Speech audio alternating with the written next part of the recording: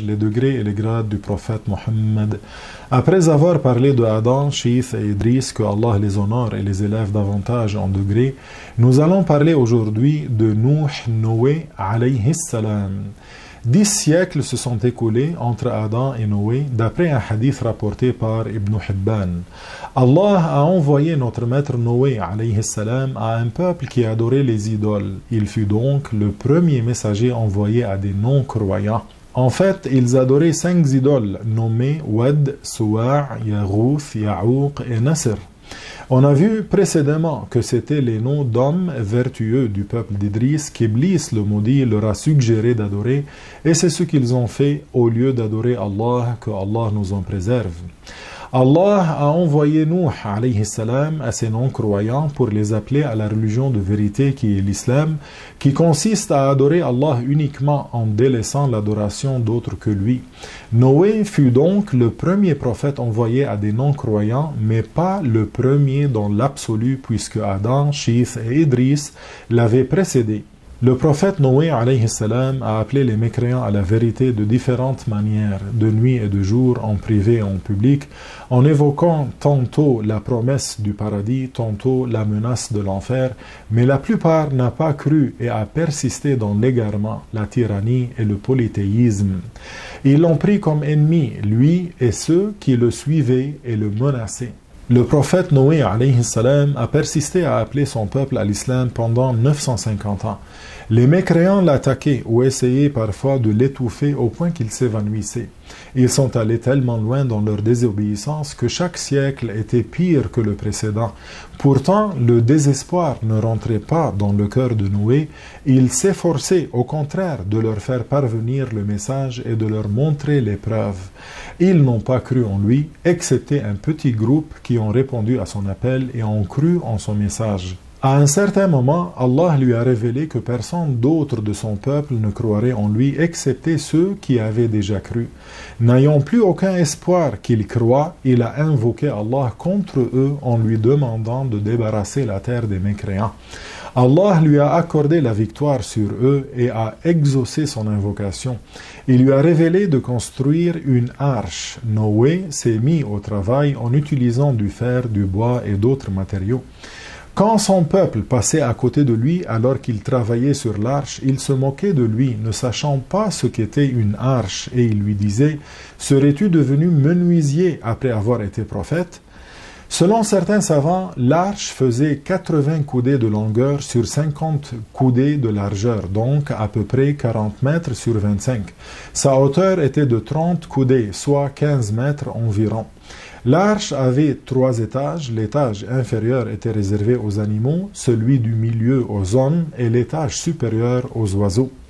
Plus tard, quand le déluge a commencé, les animaux qui s'enfouillaient pour échapper à l'eau se sont rassemblés autour du bateau.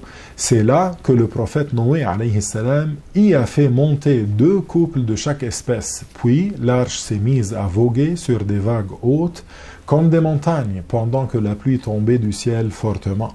Selon certains savants, il y avait environ 80 humains, dont 3 des fils de Noé, qui s'appelaient Sam, Ham et Yafith, avec leurs épouses. Mais son 4e fils, l'aîné, qui s'appelait Canaan, n'a pas voulu monter, il était mécréant. On retient de ce premier épisode consacré à Noé qu'il a patienté pendant des siècles et a appelé à la religion de vérité un peuple injuste et qu'il n'a évoqué Allah contre eux qu'après avoir su par révélation qu'hormis ceux qui avaient accepté son message, aucun autre ne serait guidé. Il a sauvé l'humanité et le règne animal en construisant une arche qui les a sauvés du déluge. La terre a alors intégralement été recouverte d'eau et Allah est plus savant. La louange est à Allah, le Seigneur des mondes, et que Allah élève davantage les degrés et les grades du prophète Mohammed.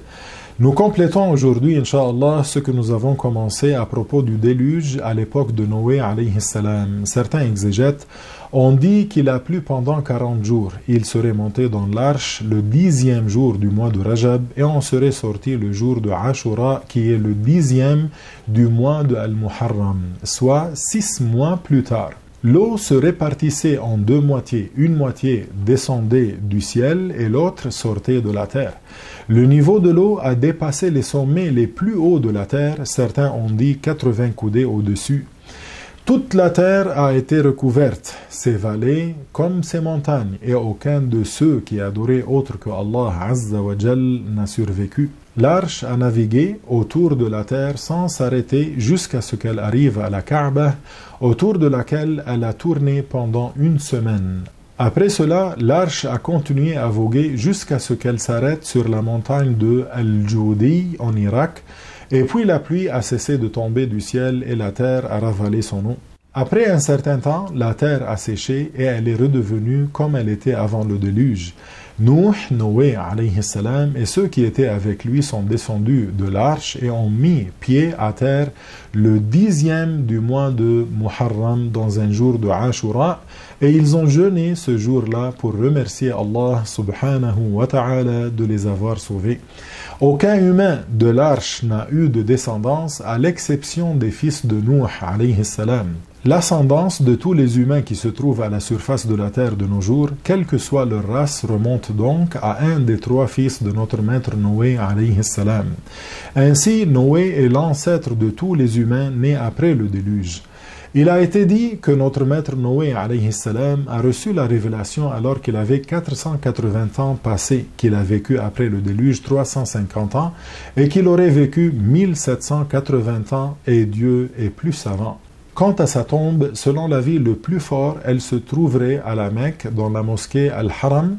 Cependant, certains savants ont dit qu'elle est dans une ville de la Biqa' du Liban, dans un endroit connu de nos jours, sous le nom de Karak Nouh, où une mosquée a été construite en raison de ce qu'on vient de mentionner. Il a aussi été dit que sa tombe se trouverait en Irak et Dieu est plus savant.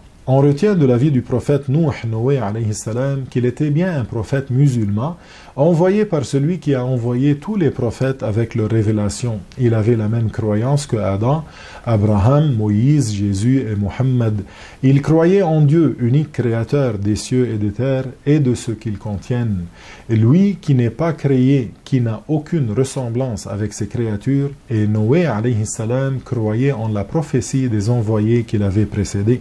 C'est la croyance des musulmans, croire en Dieu et en ses prophètes. Et donc, tous les prophètes avaient la même religion, l'islam. Et maintenant, mes bien-aimés, je vous mets en garde contre certains livres qu'on trouve dans le commerce pour les enfants illustrant le déluge et l'arche. Ils contiennent parfois des mensonges, alors faites attention, barakallahu fikum. La louange est à Allah, le Seigneur des mondes. Ainsi s'achève notre propos sur le prophète Noé alayhi salam. Et dans un prochain épisode, Inch'Allah, nous parlerons du prophète Hud alayhi salam. Suivez-nous donc et à bientôt. La louange est